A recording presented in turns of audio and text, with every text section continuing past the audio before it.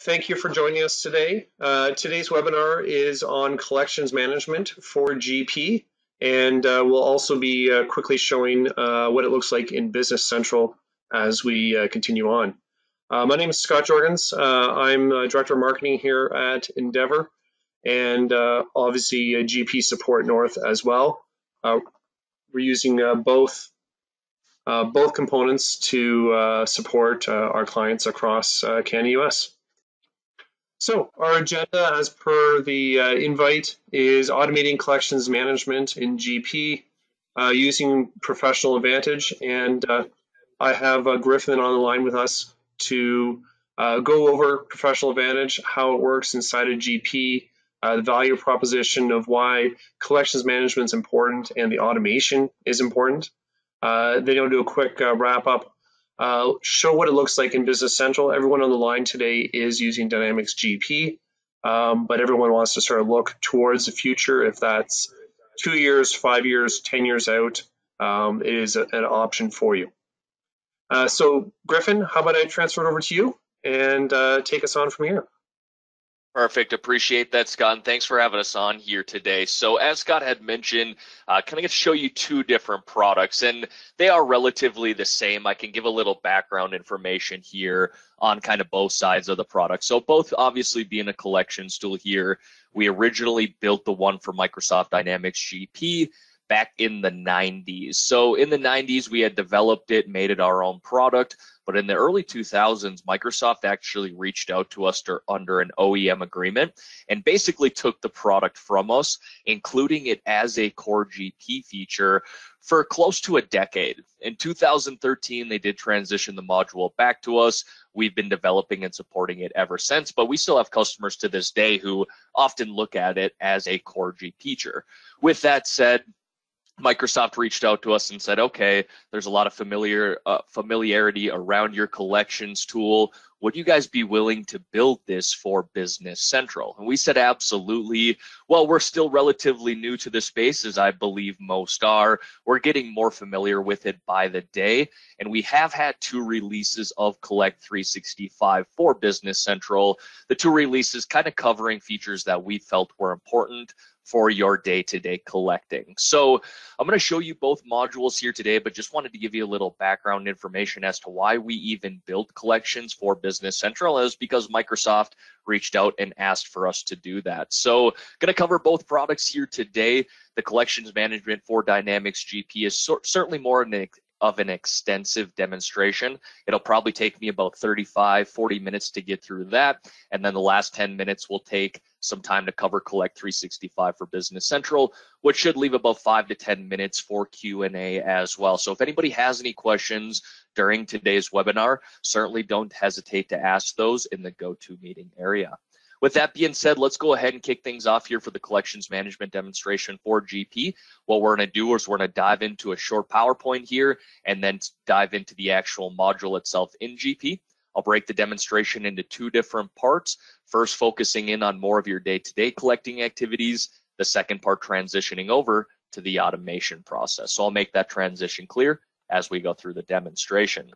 With that being said, first thing I want to highlight here is some of the problems customers are seeing today when they're doing their collecting and how collections management would actually help solve those problems. So the first thing I like to highlight here is there's a lot of decentralized information in the sales and accounts receivable areas in GP. One problem we see today is companies just don't have the ability to keep collection history on their customers inside of GP. So they may print off an age trial balance, they're keeping some post-it notes, or perhaps they share an Excel file.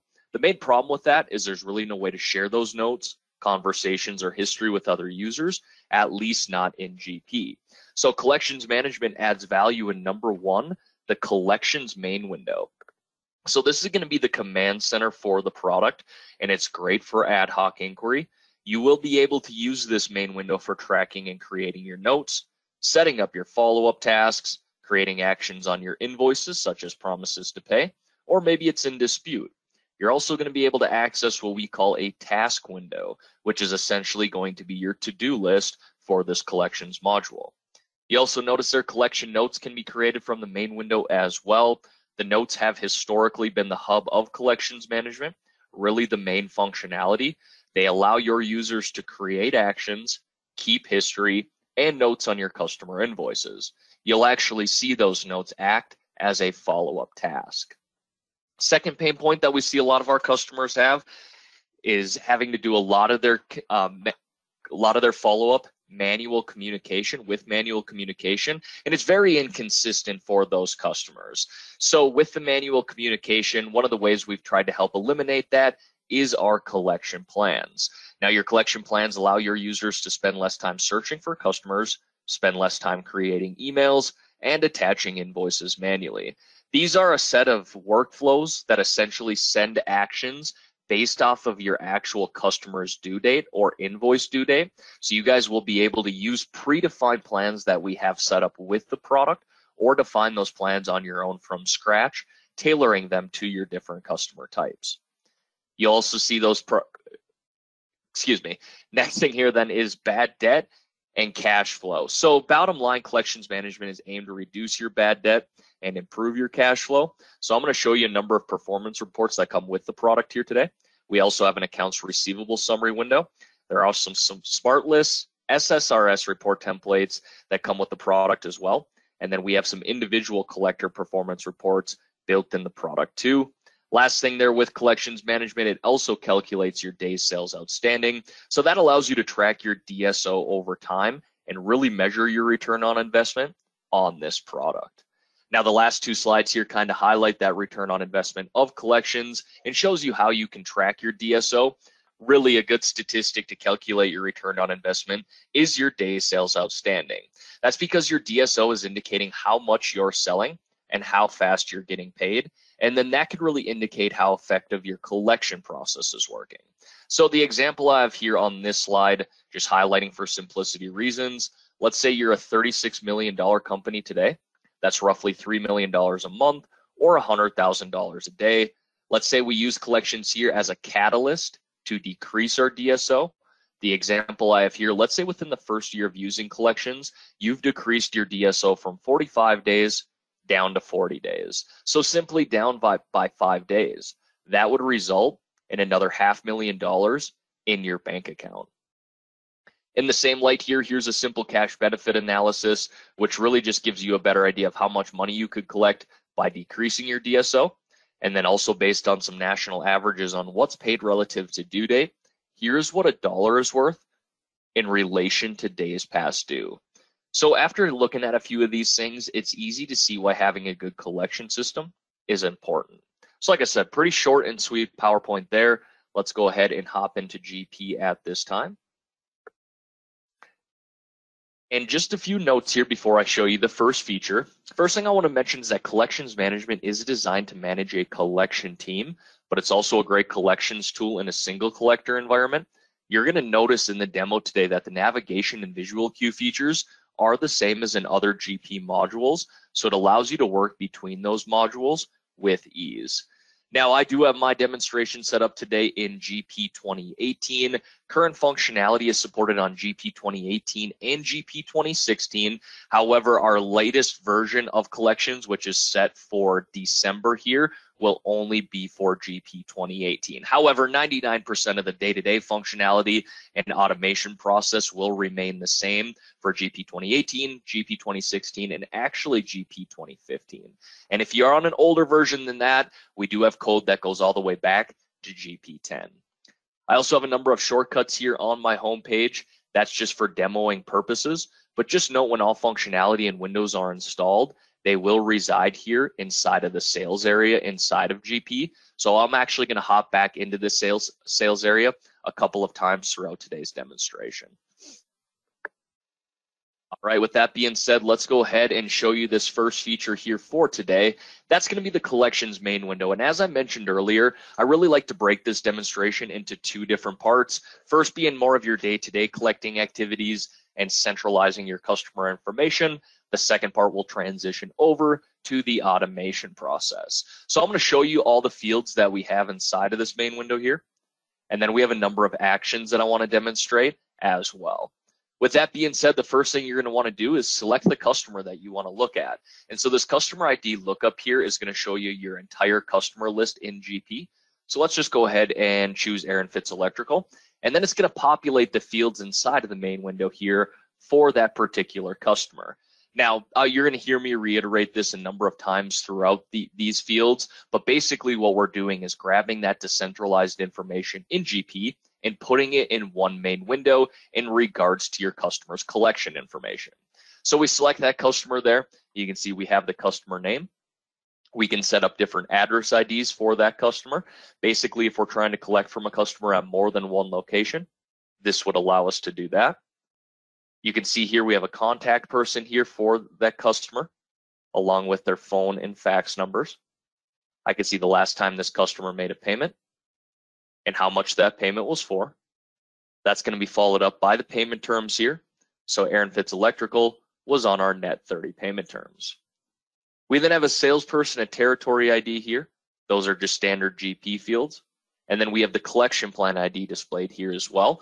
This will actually be a part of the automation process or the second part of today's demonstration. But just note, if any of your customers are assigned to an automated collection plan, we will display that in the main window as well.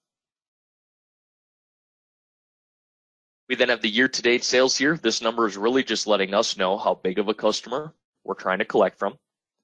Moving over here to the right-hand side of the window, this is our customer's aging. Now, again, this is just being pulled right from core GP. Every time you run that aging routine inside of GP, collections is going to update these buckets here. The cool thing about this is you can actually drill into these aging buckets here and display that. That's going to pull open a collections management transaction inquiry window, showing you the specific invoice or invoices that fall under that specific aging period. We then have the total due amount displayed here. That's going to be the total amount that's been invoiced to your customer, so you can actually see what they owe you there. We're actually going to drill back into this total due window later on in the demonstration. But before we do that, I want to touch on the collection notes because the notes do tailor in to this total due window. We have the credit limit displayed here as well, followed up by 3 more hyperlinks called unposted sales, orders, and cash. Again, just pulling open some core GP windows there. For example, unposted sales, I can pull open this receivables transaction inquiry window. That's core GP, as well as that sales or SOP document inquiry, also core GP. So again, don't mean to sound like a broken record, but if you drill into any of those hyperlinks there, going to pull open some core GP windows. We then have the total amount outstanding. That's going to be the sum of what's been invoiced to your customer, as well as unposted sales and unposted orders. Finally, here we have a credit manager field displayed on the main window. This shows who your customer is assigned to, the collector or credit manager. A large group of customers can also be divided amongst a collection team if necessary. So this is my demo collection team, if you will. All right, so that is the main window fields there. Again, basically just grabbing that decentralized information in GP, centralizing it in one main window to help with your collecting. Now we're going to drill into a number of actions that we can do here from the main window, and this is really where the collection management functionality comes into play. So for starters, if we need to create a new note for a customer, we can do so from scratch at the top of this window. We can fill in these fields and the note text. To give you guys a better idea of how that would work, let me pull open one that I've created. And I'm actually going to pull this off to the side here quickly, and then I'll center that in just a minute or two. But once your users create these notes, it's going to save the date and the time the user created that note. It's going to display the caller ID here. This will be the actual GP user who created the note. You can see we have an address and contact person set up on the note as well. That's just matching back up with the main customer details. And then we can assign this note to a different priority level. We give you 3 priority levels to assign it to: low, normal, and high. One of the areas we can filter notes by a priority level is building a query, one of the actions I'll touch on later in the demonstration. You notice we have a color next to each one of these notes on the main window too. That is being based off of this priority level. So let me just scroll down here a little bit back here on the main window and show you those 3 different colors. So low priority here is going to be displayed as this clear or white color. Normal priority is going to be displayed as green. high priority is going to be displayed as red. So it essentially just gives you that visual representation of where the note stands without having to drill back into each individual note. We go ahead and center this here. We then have the note text listed at the bottom. This is all open text fields, so you guys will be able to come in and type whatever you want this note to read here. We even see customers copy and paste email conversations on here. On this particular note, we spoke to Bob Fitz. Bob was telling us he's going to make a payment by early next week on a couple of invoices. Next thing I want to do here then is assign this note to an action. An action is something that you've done, such as a follow-up or a reminder, or it can be the status of an invoice. Maybe it's due for promised payment, like Bob said he's going to do here. So this action ID field tracks any follow-up actions that have occurred or that need to occur in the future. So you can actually drill into this action ID lookup field here and see all of the actions that you guys have set up. Now, most of these are pretty straightforward here, and the action IDs and descriptions are completely configurable.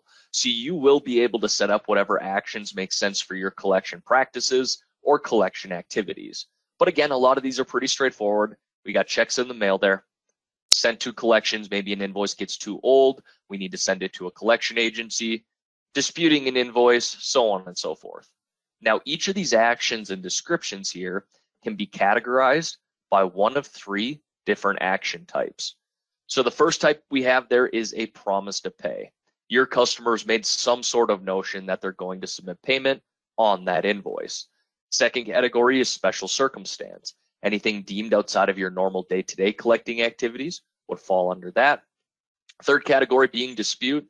Now, maybe you're just going back and forth with that customer, disputing what needs to be paid on that invoice. Now, if you do not want to categorize it with one of those three action types there, you can just leave it blank as an action type as none.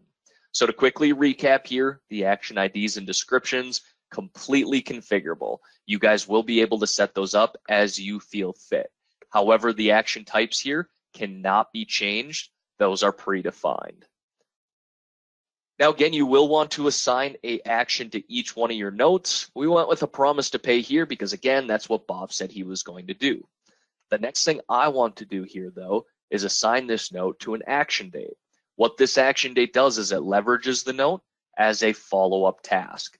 So you can see that task window at the top of the main here, another feature that we'll drill into here shortly. But basically, if this action date goes past due, and your customer did not submit payment on the invoice, it's automatically going to launch this note into your task window, telling you that you need to follow up with them again because the invoice has obviously not been paid. Now, we're not limiting you here on just past due invoices. Realistically, you can set any reminder to yourself in this window. Obviously, the goal of collections management is to collect on your past due and future receivables, but as long as you have an action and action date set here, you can set any task or reminder to yourself, and that will get leveraged into the task window.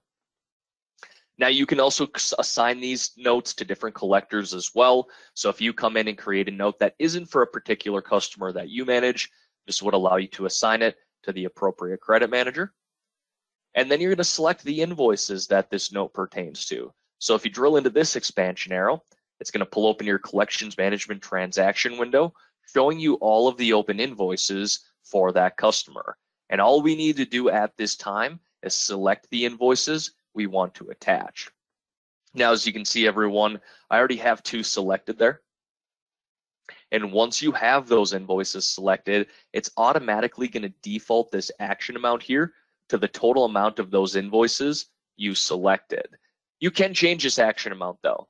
I like to tell my customers, if you're trying to collect from somebody, they're telling you they can only make a partial payment on this, you will be able to change the action amount to the amount that they said they're going to pay. For example, let's say we reach out to Bob Fitz here. Bob comes back and says, hey, everyone, I can't pay that $3,000 today. However, I do have $2,000 that I can make as a down payment. You can change that action amount to the amount that Bob said he's going to pay. That way, when that $2,000 comes through, we can apply that payment inside of GP and then follow up on the remaining amount with a different or new note. And then we got the status listed here. If the note is open, that means it has not been paid. Once that payment does come through, we can mark it as complete. And then if for any reason we need to cancel a note or if a note was canceled by one of our plans, we do have status reasons for that as well. Now, a common question I get here is, do we really need to manually complete a note every time an invoice is being paid? The answer is no. We actually have a feature in the task window called Mark Complete, and that goes through and finds all of the invoices that have been fully applied in GP and automatically completes these notes for you. So I'll go into more detail in showing you that feature in the task window, but just know you will not have to manually complete each note every time an invoice is being paid. The last thing here with the notes is that anytime someone makes a change or revision on this note, we do keep a history trail of that. So if you drill into this expansion arrow here, you'll be able to scroll back all the way to the original note. You can see the revision dates. You can see the revised text, and you would also be able to determine if it was revised by a different collector. With that being said, that is the collection notes there. Again, one of the central focus features of the product. Hopping back into the main window here, before we drill into the rest of these actions, I want to drill into this total due window. As I mentioned earlier, it kind of tailors off of the notes that we just created. And so this is going to be all of the invoices that your customer owes, but we get some really nice visual cues inside of this window. First and foremost, you can see there's a little information icon next to some of these invoices. If you drill into that, it's actually just showing you that there's a note attached to that invoice. You also notice there are some letters next to these as well. So this P here is going to denote that the invoice has been promised for payment. And you can see at the bottom here what the customer is promising to pay us. The cool thing about these promise payment notes is that, let's say this action date goes past due, your customer did not submit payment on the invoice, it's automatically going to change this P here into a B, which denotes a broken promise. So then we can easily see which invoices did not get paid on time. Couple more letters at the bottom. D denotes it's in dispute. S, special circumstance. Similarly here we can see the amount disputed, the amount deemed special, and then the remaining amount that your customer owes that was never categorized. So that's where those action types come into play, and you can follow up on specific groups like that. All right, hopping back into the main window here, let's drill into the rest of these actions. Starting with this task window that I've mentioned a few times now. So this task window is essentially going to be your to-do list for the day. And you can actually filter these tasks by a specific collector. If you leave it blank or open, it's going to show you all of your open tasks. So maybe you got a collector who's out on vacation. You want to make sure you follow up with that user's tasks. This would allow you to work on other collectors' tasks if you wanted to. You can also set different action dates here too. Now, do note I am in my Fabricam company, and it launches me about 3 years into the future. But basically what I said here is July 1st, 2024, show me all of my open tasks prior to that date. So you could come in and focus in on a specific day, given week, given month, really depends on how many tasks you're trying to look at and follow up on. Again, from this window, you'll be able to drill in and review what that task was, look at that note from here. You can manually mark these tasks as complete by hitting this checkbox. You can review all of your completed tasks from this window. And then this is where that Mark Completed button comes into play. So you can see there we give you a little description on what that is going to do. But as I mentioned earlier, as long as your invoices are being fully applied inside of GP, collections management is going to recognize that and automatically complete these for you. I did a demonstration, for example, for a customer about 3-4 weeks now, and they were processing 7,000 invoices a week. It's not even realistic for a customer like to manually complete each individual note that they have when they're processing that type of volume. So very beneficial to those types of customers, but all of our customers should be taking advantage of this. Again, as long as those invoices are fully applied in GP, collections management will recognize that and complete these notes for you. So that is the task window there.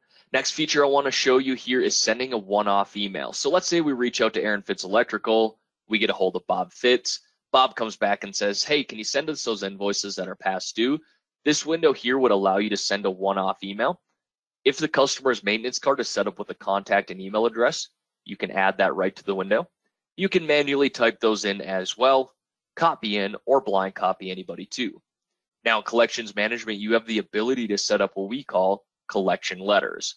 Collection letters can easily be created for printing, faxing, or emailing to customers as we're doing here now. And letters is kind of an older term, but if you think of them as a message template, or rather an email template, you can use them in this window here. So these are all the different templates that I have set up here in my environment. I'm going to show everyone how to set these up here in just a few minutes, but just to give you an idea of how that would work, you can see once you select a letter there, it's going to populate the verbiage from that template right in the body of the email. It also opens up this transaction window down here at the bottom, showing us all of the open invoices for that customer. Again, all we need to do here is select the ones that we want to attach to this one-off email. So I got 2 selected there, and once you have those invoices selected, you're going to click this blue refresh button. That's going to do a few things for us. Number 1, it's going to list out those invoice details right in the body of the email. Number 2, it's going to print those invoices. And then it's also going to attach them as PDF documents. Now, a common question I get here is, okay, well, what if we need to attach something that isn't in GP, whether it be an invoice or just a document we need to send to that customer? We do have this attachments button down here at the bottom as well. This would allow you to browse through your file explorer and attach anything that you needed to from here. So that is the one-off email there. Let me show everyone how to set up these collection letters here though quickly. So for the first time, we are going to hop back into the sales area. We're going to scroll down on this cards window. You notice here a lot of the collection items and features are being set up here. We're going to drill into this collection letters window, which pulls open our letter maintenance. Now, as you can obviously see, completely blank. We allow you to create these from scratch. However, we do predefine a number of things in here if you want to take advantage of that. First being the invoices that you attach to this email. We give you a handful of different options there. Let's do overdue invoices today. We can also copy in the customer sales person or blind copy them. And then we give you 5 major functions here to include right in the body of this email. So maybe we started off there with some customer information. Oh, that's aging periods. Customer information, make this letter sound a little more personal. Let's put in that customer name. In the body of the email, let's put some of those invoice details. You notice here a lot of the functions reside around these invoices. Ultimately, that is the goal of collections, to collect on these. Let's stick with that overdue theme here though for today. And then we can wrap it up there with some collector information so the customer knows how to get a hold of us. Let's do phone number. All right, so a very basic example that I've created here, but as you can obviously see, a lot of freedom to create these letters. You can type in whatever you want this letter to read as well. You can always edit or modify them along the way, or just purely delete them if they're no longer necessary. And for customers who are just getting started on the collections tool, we do provide some sample data here for you as well, which would populate a list of collection actions, letters, and collection plans to help get you kick-started with the module itself. All right, hopping back into the main window here, just one more feature I want to show you on the day-to-day side of things, and that is building a query. One of the first problems we've seen with customers doing their collecting is in GP is finding the customers that they should be calling first. That's because most customers using GP today collect using an age trial balance where the customers are sorted alphabetically and not by collector. So you can use this build queries window here to focus in on a specific group of customers that you want to work with. And we give you 2 different options here, a standard query and an advanced query. So the standard query here is a set of restrictions that we're setting to find a list of customers, and these are the restrictions that we give you guys. So we can focus in on a specific customer, maybe even a sales territory, a specific credit manager, collection plan, a balance that a customer owes, or if that balance is greater than their credit limit, different aging periods, due dates, different notes. Here's that priority level we discussed earlier, action types, and reminder levels. Now, just to give everyone an idea here of how this would work, let me go ahead and pull open one that I've already created. Another basic example here that I have created, basically what I'm looking for is two different restrictions. The first being an action type equals promise to pay, and the second being a balance greater than their credit limit. So once we have those restrictions set, we're going to run that query. We're going to click yes. And then at that time, it's going to tell us how many records of ours it's searched, how many met the restrictions that we just set. And of those who met the restrictions, I can see their total balance and their overdue balance. Now I'm going to click OK here, everyone, and you're going to watch this window disappear because we're automatically saving that query for you. It brings you back to the main window, and you notice we went from viewing all of our customers to just those who are in that query. So the first thing I want to do here then is hit this customer ID lookup and find out who those 4 customers are. Again, I can see their balance that's overdue and total due balance. Now, once we have this list of customers created, we have the option of sending them a letter, statement, or their invoices. Let me show you how to do that here quickly. Again, hopping back into the sales area, this time we're going to scroll down on the transactions window. You can see we just built that query. Directly below that, we have this query letters option. By default, again, going to pull open the one that we just ran, promise to pay, greater than credit limit. I can see who the 4 customers are once again, review those quickly. And then from this window, I can send them a letter, statement, or their invoices. And then we would email that from this window here. Now, I hesitate to call this an automation process because it obviously requires some sort of manual work, right? But it also eliminates the one-off process as well if there's a specific group of customers of yours that really need to be receiving the same thing. So for example, let's say you come in and run a query that says, show me all of my customers that has an invoice that's 90 days past due. So you run that query, you get a list of 20 customers back. Rather than sending those 20 customers the same one-off email over and over and over again, you can use this build queries window, come in here and say, all right, maybe all of you guys are going to get your final letter here today. You can actually build those in real time and then review those letters before they're being sent out. And you'll notice here, everyone, that the functions that we had in the letter are going to change based off of that customer information. So we can review those letters quickly and then again process them all at the same time. So again, not automated. We'll drill into the automation piece here in just a minute or two, but it does help eliminate the one-off process when a group of customers need to be receiving the same thing.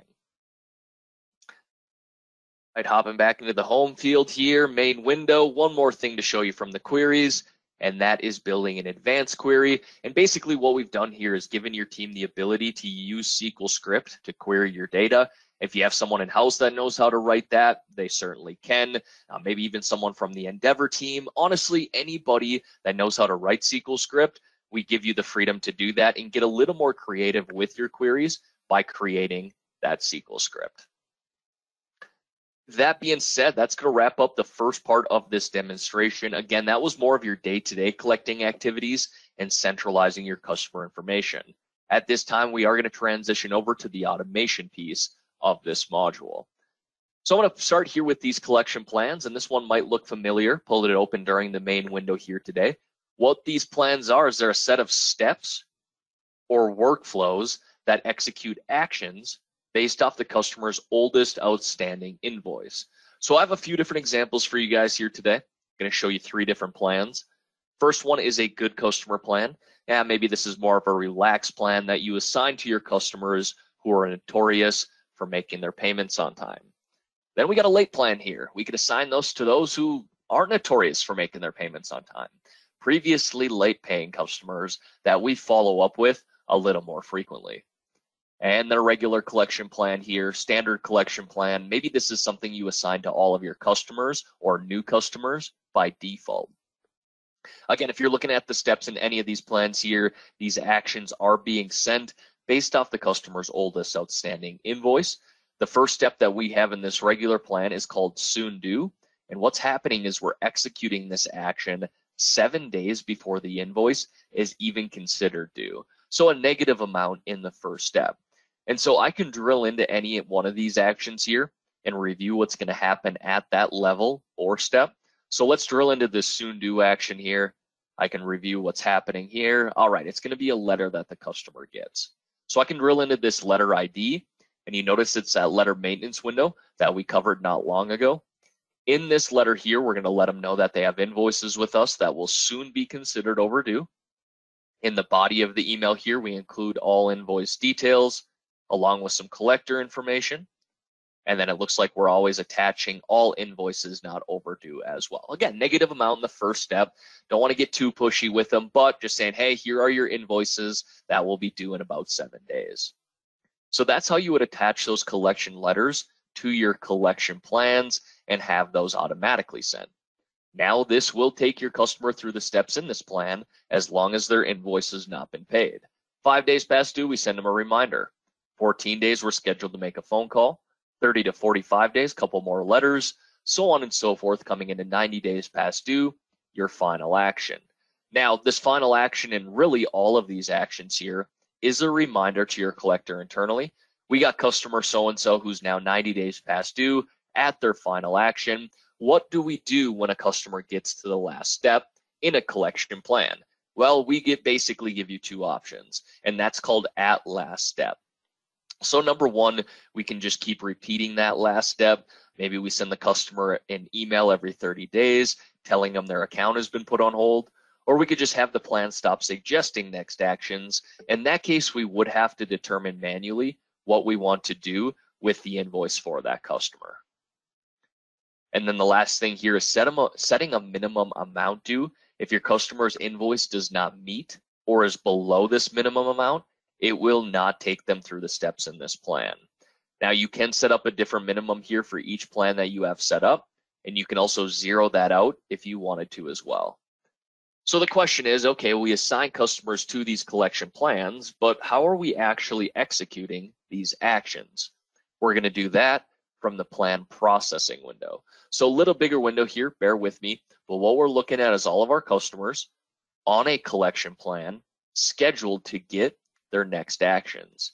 So we can filter these here in a number of different ways. I can look at all of my customers with a balance, overdue customers. I can sort by a collector or query that we've built, or just look at all the customers who are at the end of their plan. Let's do overdue customers here today. Now in the PowerPoint, I had mentioned that we can filter customers based off a specific plan or a specific group. This is the window where we can actually do that. A number of different areas we can filter here. First and foremost, we can filter by the customer name if we wanted to. We can filter by the plan they're assigned to, the last action they received, or the next action they're scheduled to get. So let's do overdue customers here today on a high-risk collection plan. There you can see it's only going to populate those who meet that criteria. I could send that group of customers their actions all at the same time. But honestly, everyone, the ultimate goal of this window is to be able to review all of your customers and the actions they're scheduled to get. So I just changed that back to all. Let's say you run through this list here, you go through it one by one, and you go, oh, wait, Pacific Digital, I just spoke with them on the phone yesterday. You can also select customers individually as I just did, and it's going to show you their documents or invoices that are due for payment in the body of this window, or the middle of this window, if you will. So I can just pick and choose here which ones I want to include for that customer. And then we also have this letter text down here at the bottom. Maybe you just put in there, hey, James, I know we spoke on the phone yesterday. Just wanted to send you those invoices that are past due. You can modify this quickly and then process just that customer. Or maybe you go, you know what, I just spoke with them on the phone yesterday. I don't need to send them another reminder here. You can also delete that customer out of the queue as well, but it removes them temporarily. Now, how temporary am I talking? Let's say we leave this window, go do our normal day-to-day collection activities, come back later that evening, or even the next day, click this plan processing window, overdue customers. There you notice Pacific Digital was repopulated because they're still scheduled to get their next action. So it is very temporary. That being said, again, you're going to run through this list here, go through the actions that are scheduled to go out, and then process all of your customers at the same time. We're going to give you one final summary report here, breaking down each plan that is scheduled to send out actions. So you can see the 3 that we covered here today. But let's say you have a customer scheduled to get their next action and they don't have an email address set up in GP. we are going to warn you to go back and set them up with an email address like you can see here. Otherwise, down at the bottom, we do have the option to send those who do have an email, print those who do not. In that case, you would have to send the printed ones through the mail or however you wanted to contact that customer. With that being said, that is the automation process of collections management. Now I got just two more quick features here that I want to cover to wrap up this part of the demonstration. First is going to be this receivable summary inquiry window. This allows your managers and honestly anybody to review your accounts receivable summary information. You can do that by a specific collector or credit manager. You can do it by a query that you've built or a parent company and really see how each of your collectors are doing in regard to their collections. Or maybe you leave it blank like I have right now and click calculate. That's going to do your entire accounts receivables for you. So this top portion here, that is just your standard receivable summary information. But the middle portion here is the summary information on the collection notes that you have. So I can see how many disputed notes I have, how many promise to pay notes. But the two most important fields here reside at the bottom, starting with notes past contact date, saying, hey, we got 23 notes here that have already gone past due. Let's follow up with them right away. And then the most important field here, overdue documents not on a note, saying, hey, these are past due and we don't know why. So this window here would allow you to assign these to new collectors for follow-up, or you could kind of just use it as your call down list and assign them to new collection notes. Portion here, that's just your customers aging. And then finally, we have this days sales outstanding calculator, DSO calculator, that allows you to calculate your days sales outstanding for a specific time period. So you can, this is all configurable. You guys can change this as you feel fit. And you can now calculate DSO per customer as well. I won't be doing that here right now, but if you were to calculate DSO per customer, you would see that show back up on the collections main window. Click calculate here. You can see it does it pretty quickly for you, showing your sales for that period, average sales per day, sales outstanding, which ultimately translates to your days sales outstanding. You can manually track this by hitting this button here, which will show up at the bottom of this log. But the way that we have collections set up by default, every time you log into the module, it's going to track that DSO for you. With that being said, that is going to wrap up the first part of today's demonstration. Again, this is our collections tool for GP. At this time here, let's briefly cover the collections tool for Business Central. Now, again, the reason Microsoft reached out to us in the first place is because we had already created that collections tool for GP. And so basically our goal here in Business Central is to mimic what we have in GP and transfer it over to Business Central. Now, is it going to be feature for feature exact? No, probably not. It's a completely different ERP system. But in terms of day-to-day functionality and automation, that is certainly the goal for us. So what we're looking at here right now is the collection role center. This is really where your collectors are going to start their day. They can actually see the collection activities that they need to follow up on. Now, I'm going to hop back into this window a couple of times throughout this short little demonstration, but just note this is kind of where your customers or collectors are going to start.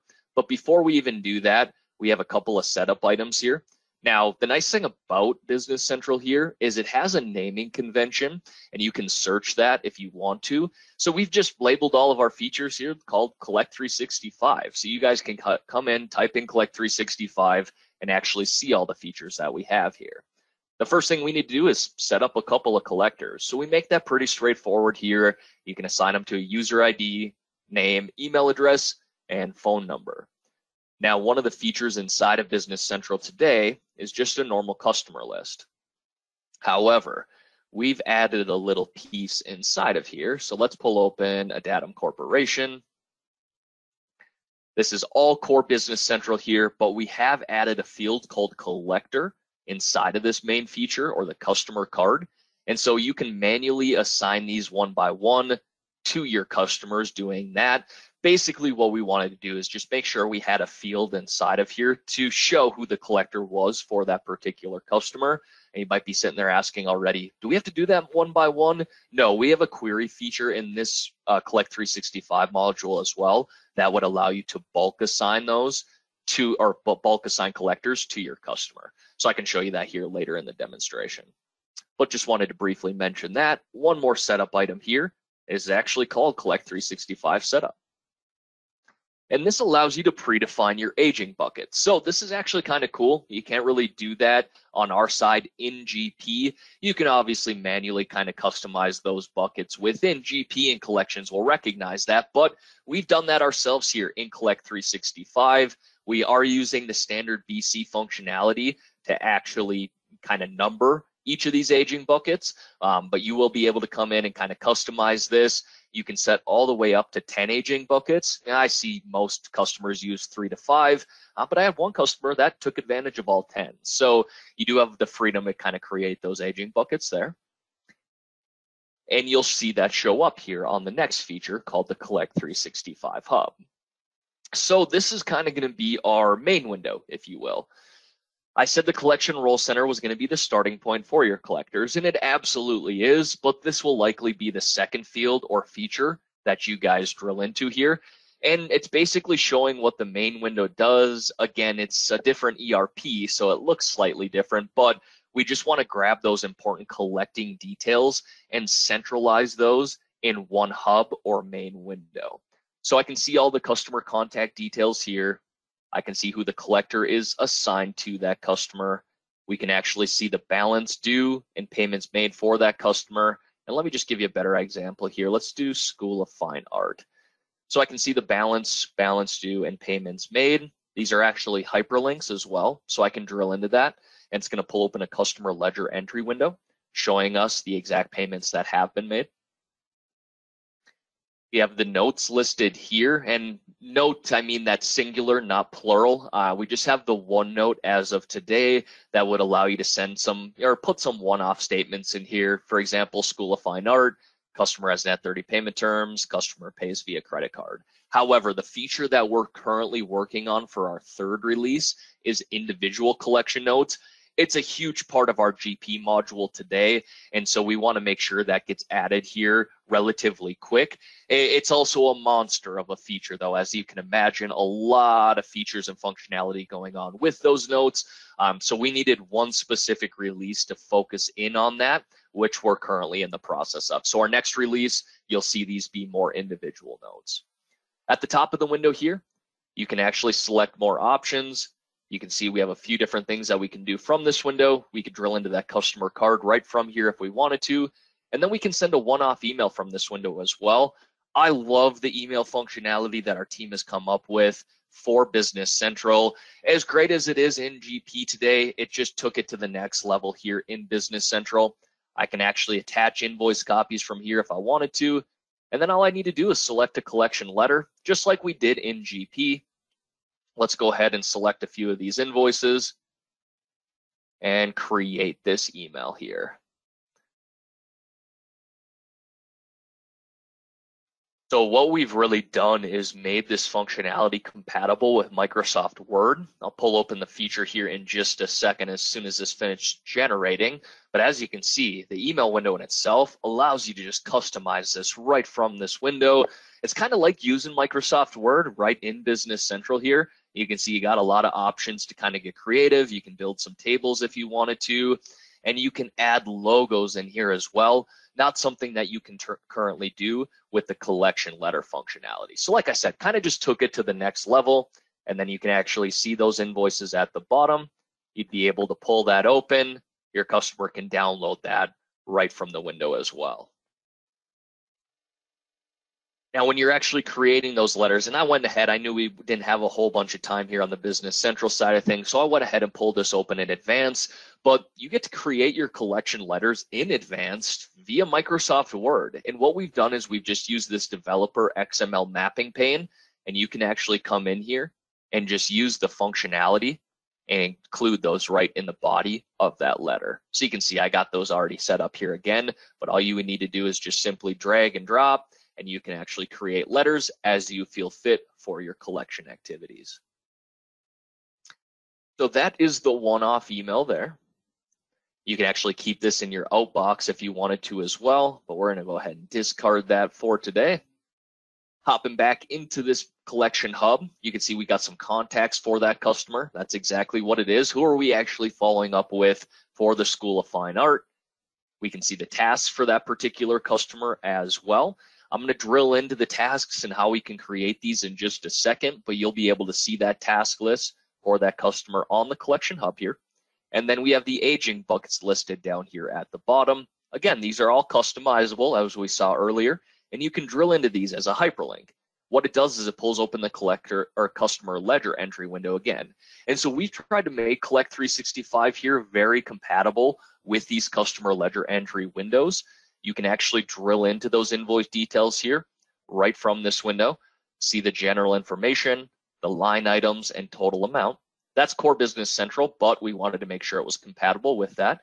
And again, you can select multiple invoices if you wanted to from here, or just focus in on an individual invoice. And then we got these actions up here as well.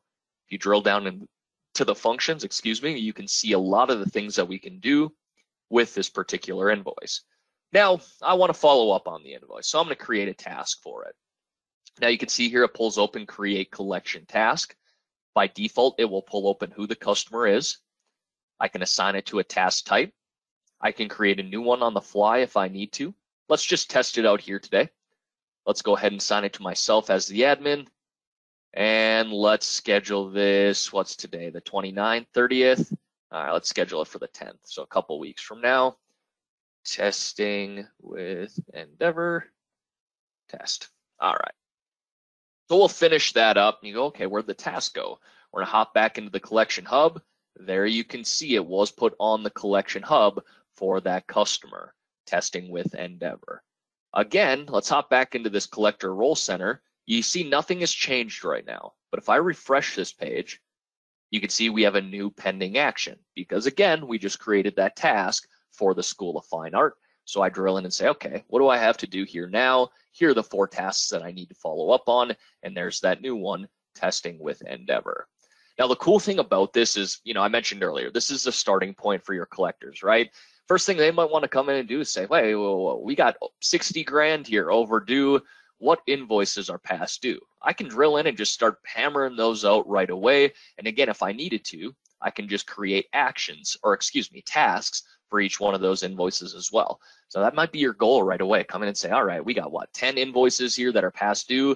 Let me put some tasks to these so we start to follow up on them. So back to the role center there. I noticed we only got about 6 minutes here left. So the last feature I want to show you is building a query. And so Collect 365 naming convention. What you would do is basically just go through and manually create those again. I already have one of these set up. Now the filters here on Collect 365 today are very extensive. We are working on making a more condensed list that's important to your collection information. You might be going, okay, how extensive could it be? It's very extensive. I reached out to our Australia team. I said, look, guys, I promise you, we don't need to filter on all of these things. Nobody really needs to know where a UPS zone is when it comes to their collections. So this is core BC functionality. Unfortunately, I couldn't just start eliminating some of these things. Probably get major hand slapped by Microsoft, but that's how it stands here today. Again, we're working on a filter in the future that will be more collection specific, but you got a lot to filter by as it stands here right now. Again, just limited in time here, so I want to make sure I show you how this works. I just basically ran a query here that said, hey, show me all of my customers as a collector, and I got 4 assigned to me today. So I can drill into those lines here, find out who those 4 customers are. You can see with each click of the button, the invoices are changing down here at the bottom for that customer. I can drill into each individual customer if I wanted to. Shows me that Collect 365 hub. And as I mentioned earlier, we do not need to assign collectors to customers individually. We can do that in bulk if we wanted to. This would allow you to do that from this window. So that is the query functionality there. Again, it's very extensive today, but ultimately the goal is the same as what you saw in Microsoft Dynamics GP today, allowing you to focus in on a specific group of customers that you want to work with based on a number of different restrictions that you have set. With that being said, that is going to wrap up the Collect 365 demonstration. We went through that pretty quickly, but as you guys can obviously see, we're basically just trying to mimic our GP module into the Business Central module as well. So with that being said, let's see if there's any questions here. I did see one come across right away here. Looks like it's from Scott here, as mentioned. Yeah, so GP 2018 covers 18.1, 18.2, and 18.4, aka GP 2022. Actually, it's funny you mentioned that, Scott, because I just had our QA guy reach out to me about 15 minutes before this demonstration, and regression testing has been complete for the latest version of Microsoft. So we are compatible there as well. Thank you, Griffin. Yeah. So for those that are new to Endeavor, or just as a recap, we're now into our 32nd year working with Dynamics GP and have expanded to also support Business Central and Nav. 3 lines of business: advisory services for all your process optimizations, ongoing implementations, upgrades, and supports, and have all the club products, Microsoft 365, Azure, and the CRM, the Dynamics 365 platform. We're here to help you and help you make your business better and help our clients succeed. On to the next slide, just for next steps, is really reach out to Trish, James, or Steve. You can also find us online, www.endeavorsolutions.ca or www.gpsupportnorth.com. And thank you very much, everyone. Thank you, Griffin. That was a fantastic demo for both functions. And we look forward to hearing from everyone after this presentation. And we're here to help. So thank you. Have a wonderful day. Appreciate it, Scott. Thanks.